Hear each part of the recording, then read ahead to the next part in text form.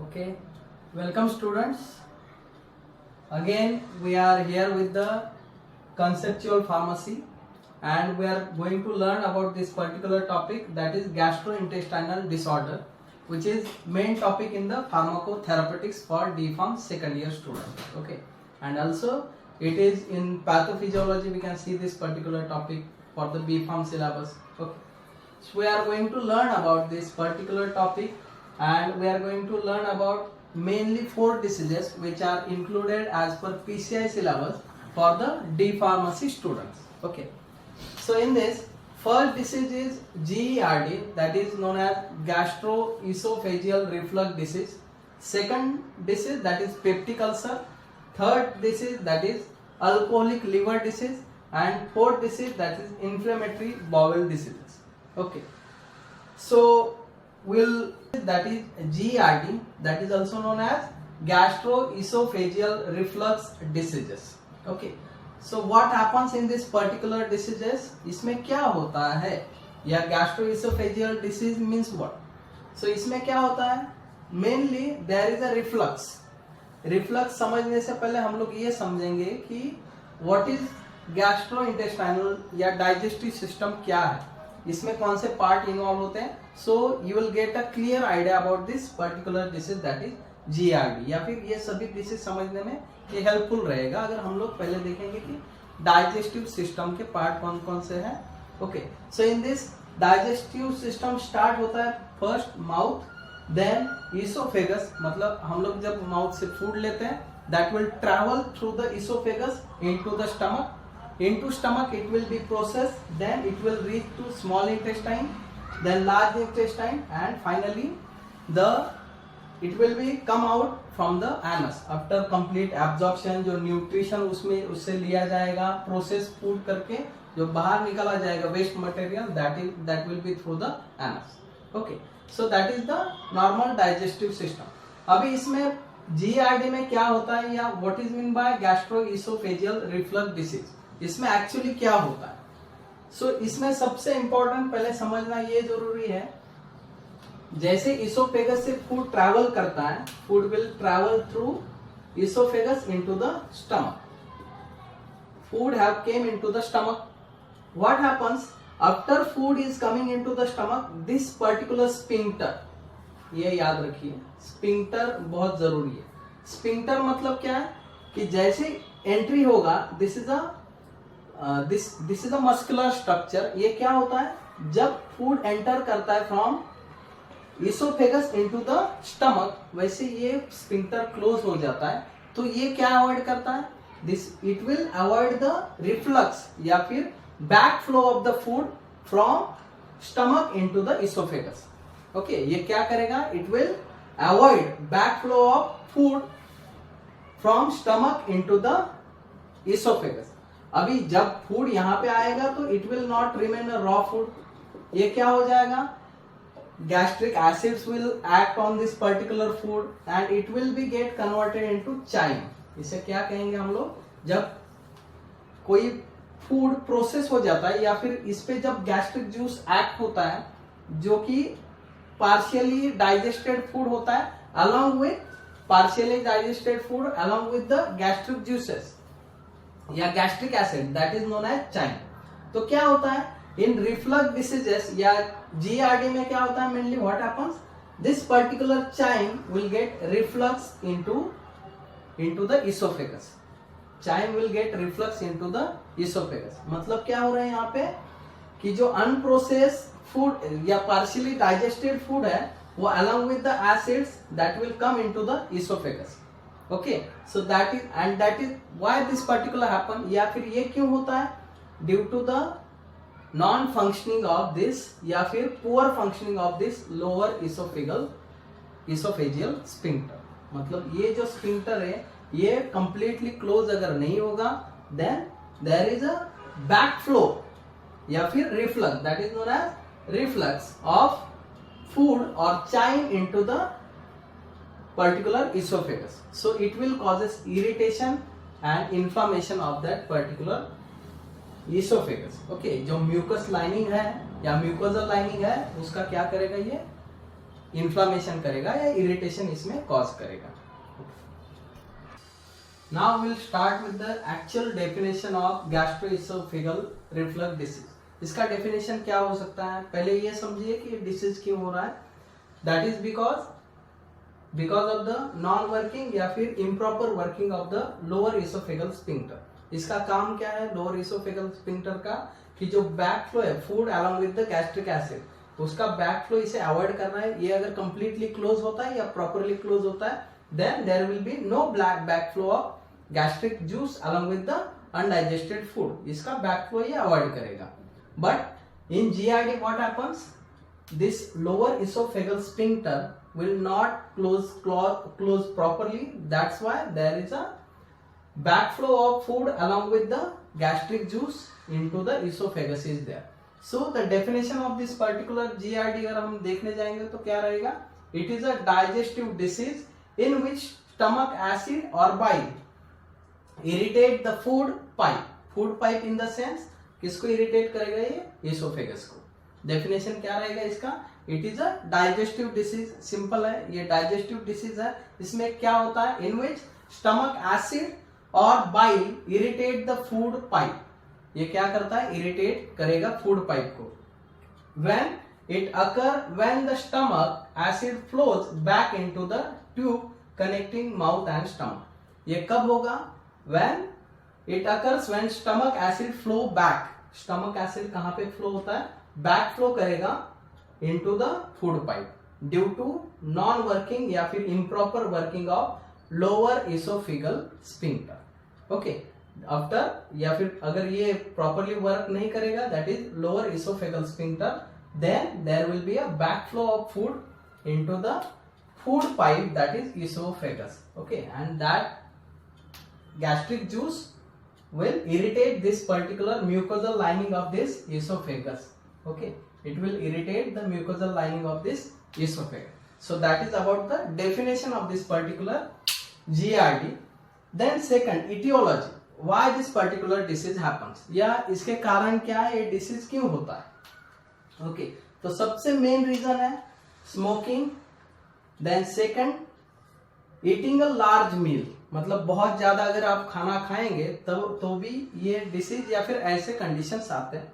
Third, that is fatty और fried food, जो junk food आप लोग खाते हैं या हम लोग खाते हैं, वो भी क्या कॉज कर सकता है, जीआरडी। अगर बार बार करेगा then it will cause a GRD. Then drinking certain beverages including alcohol. Alcohol जैसे अगर ब्यूरेज लेता है कोई या फिर लेने के बाद भी ऐसे कंडीशंस आते हैं, या फिर ये भी कॉज कर सकता है GRD. Then certain medications, example aspirin.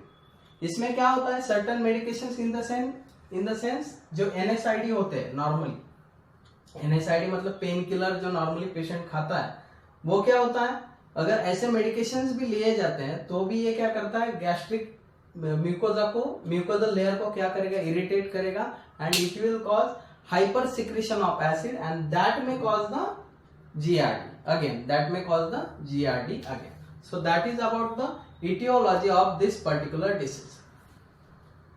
So we'll see about the pathophysiology of this particular GERD. Pathophysiology मतलब इसमें एक्चुअली बॉडी में क्या होता है या फिर पर्टिकुलरली ये डिसीज होता कैसे। Okay, we had seen about the reasons or the close cover. Okay, so we'll see about the pathophysiology of this disease. Okay, so GERD कैसे होता है, एक्चुअली इसमें क्या होता है, GERD में एक्चुअल में क्या होता है वो हम लोग पैथोफिजियोलॉजी में देखेंगे। तो इसमें हमने पहले ही सीखा है कि GERD में क्या हो रहा है कि स्फिंक्टर जो है, सपोज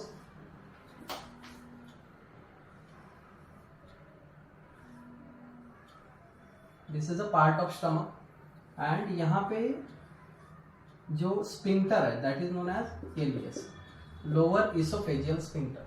तो ये लोअर इसोफेजियल स्फिंक्टर क्या नहीं कर रहा है, it is not closing properly, that's why there is a reflux of stomach acid into esophagus। esophagus में स्टमक एसिड का रिफ्लक्स होगा। सो एक्चुअली ये रिफ्लक्स कैसे होता है, if the lower oesophageal sphincter doesn't close properly, जब ये oesophageal sphincter properly close नहीं होता है तो क्या हो रहा है, decrease lower oesophageal sphincter pressure, यहाँ पे जो स्फिंक्टर प्रेशर है वो डिक्रीज हो जाता है and intra gastric pressure increases. उसकी वजह से क्या हो रहा है, जो गैस्ट्रिक प्रेशर है या स्टमक में जो प्रेशर है वो इंक्रीज हो रहा है, there is increase in the intra gastric pressure, then due to that intragastric pressure increase, hyper secretion of acid, again there is a hyper secretion of acid into the stomach। यहाँ पे क्या हो रहा है, stomach में फिर से ज्यादा एसिड का सिक्रेशन हो रहा है and again there is a reflux, फिर से रिफ्लक्स होने के बाद due to that again reflux what happens, prolong oesophageal mucosal acid contact, क्या हो रहा है, जो म्यूकोजल लेयर है उसका और जो स्टमक एसिड है उसका कांटेक्ट क्या हो रहा है, बहुत ज्यादा देर तक उसका कांटेक्ट होने की वजह से देयर इज इसोफेजाइटिस। इसोफेगाइटिस या फिर इसोफेजाइटिस ये क्या है, there is due to the irritation of the oesophagus for a longer time, क्या हो रहा है, इसोफेजाइटिस, या फिर यहाँ पे क्या प्रोड्यूस हो रहा है, there is irritation of this particular mucosa and inflammation of the oesophagus, oesophagus का इन्फ्लामेशन हो रहा है। इन्फ्लामेशन होने की वजह से क्या हो रहा है, decrease acid clearance resulting from impaired peristalsis, जो पेरिस्टाल्सिस मूवमेंट है इसोफेगस का वो इम्पेयर्ड हो रहा है and due to that decrease acid clearance हो रहा है एंड इसे हम लोग क्या कहेंगे, that is known as GRD.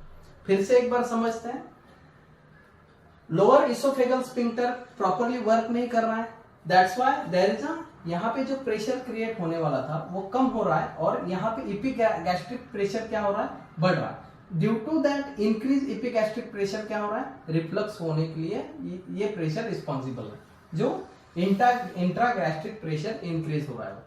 ये प्रेशर इंक्रीज होने की वजह से क्या हो रहा है, again there is a hyper secretion of stomach acid, stomach में जो एसिड्स है उसका फिर से हाइपर सिक्रेशन हो रहा है, फिर से हाइपर सिक्रेशन होने की वजह से again there is a prolong contact, फिर से एक बार रिफ्लक्स हो जाएगा और प्रोलॉन्ग कांटेक्ट रहेगा दिस पर्टिकुलर म्यूकोजल लेयर का और एसिड का।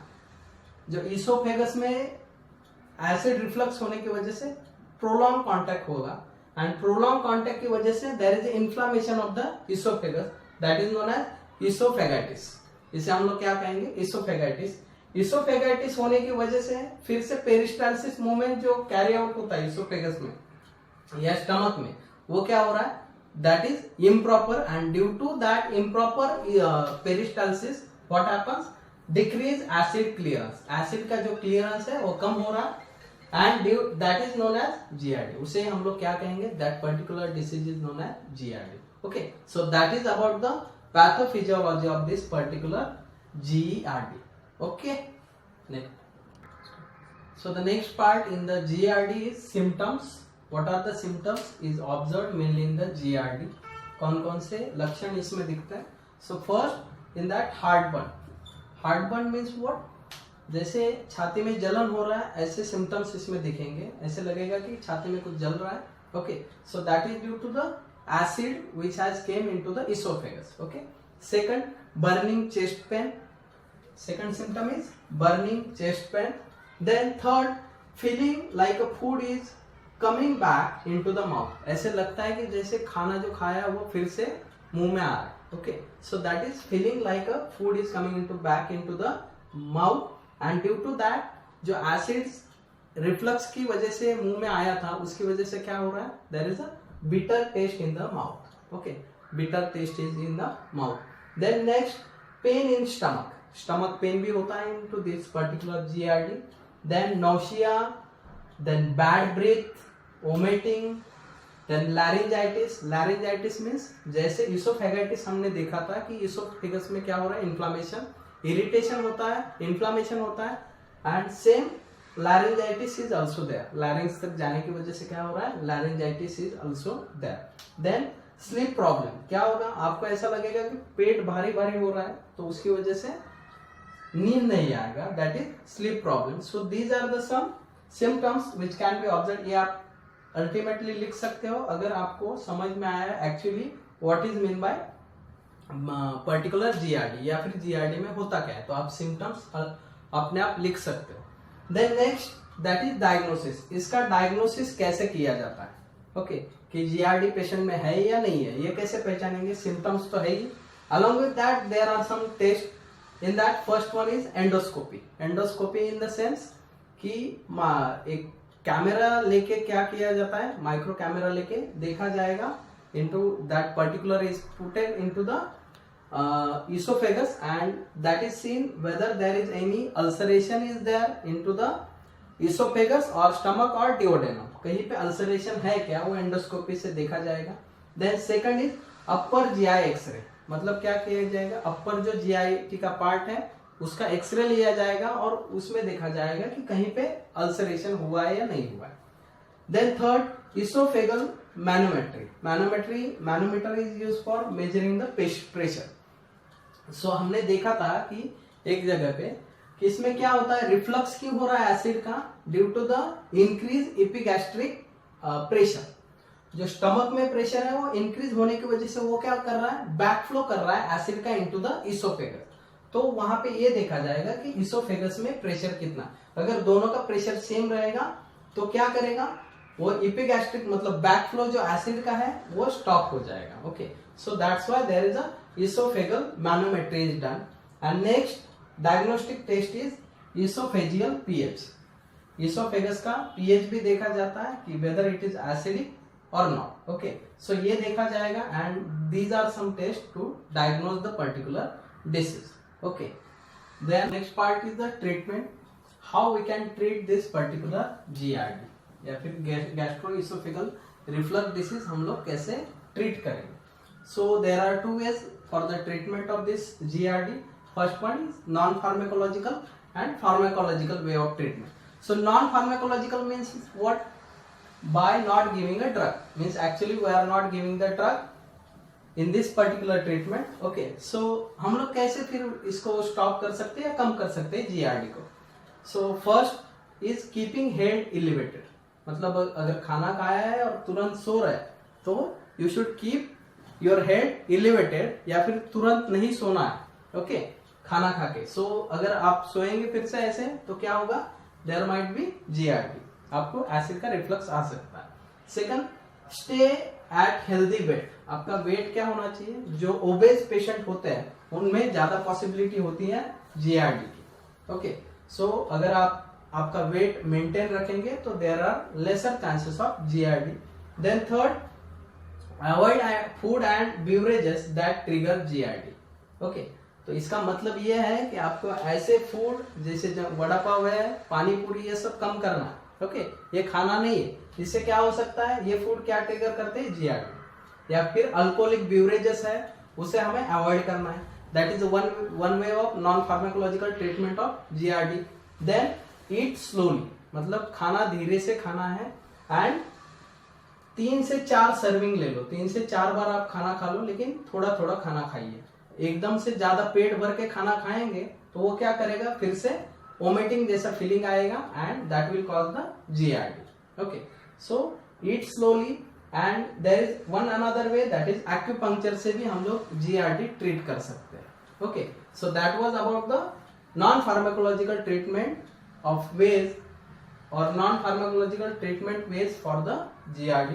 Then we'll see the pharmacological treatment. अगर किसी पेशेंट में हुआ है तो इसे ट्रीट कैसे किया जाएगा। Okay, so first antacid. The patient should take the antacid. Okay, examples है एंटासिड के, मैग्नीशियम हाइड्रोक्साइड रहेगा।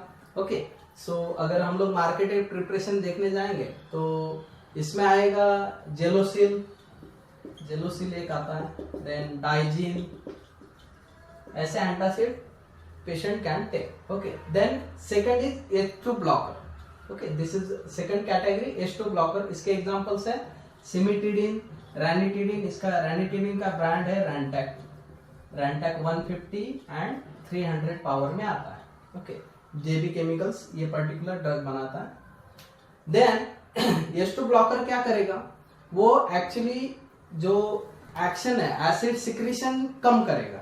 What it will do, it will do the lesser secretion of acid. Okay, then third, proton pump inhibitor. It will directly inhibit the proton pump, H+ ion secrete हो रहा है तो उसे block किया जाएगा।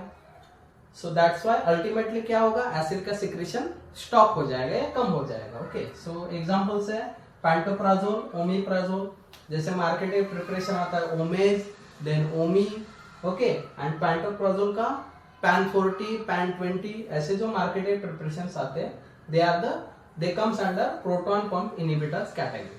Then next category, that is prokinetics. How these will work? ये क्या करेंगे, ये जल्दी से जल्दी एसिड को कम करने में या फिर एक मिनट थम्बो। So next that is prokinetic. Prokinetic क्या करेंगे, स्टमक को एम्प्टी करने में या जल्दी एम्प्टी करने में हेल्प करते हैं। सो examples are domperidone, metoclopramide. Okay, so these are generally given in combination with the proton pump inhibitor. इसके साथ ये दिया जाता है, जैसे पैंडी एग्जांपल है पैंडी। सो ये दोनों तरह से एक्ट करेगा, प्रोकाइनेटिक भी रहेगा and proton pump inhibitor. So ultimately it will give the action of, means it will suppress the acid secretion as well as it will empty the acid fastly. जो stomach है उसे fastly वो क्या करेगा, empty करेगा। So ultimately GERD will be stopped. Okay, so this is all about the gastroesophageal reflux disease. Okay, in next lecture we'll see about the peptic ulcer. Okay, so kindly subscribe this particular channel Conceptual Pharmacy. Okay, अगर इसमें कुछ भी improvement या और किसी topic पे आपको lecture चाहिए तो भी बोल दीजिए। Okay, and write down in comment. So kindly share this particular video and subscribe my channel. Thank you very much.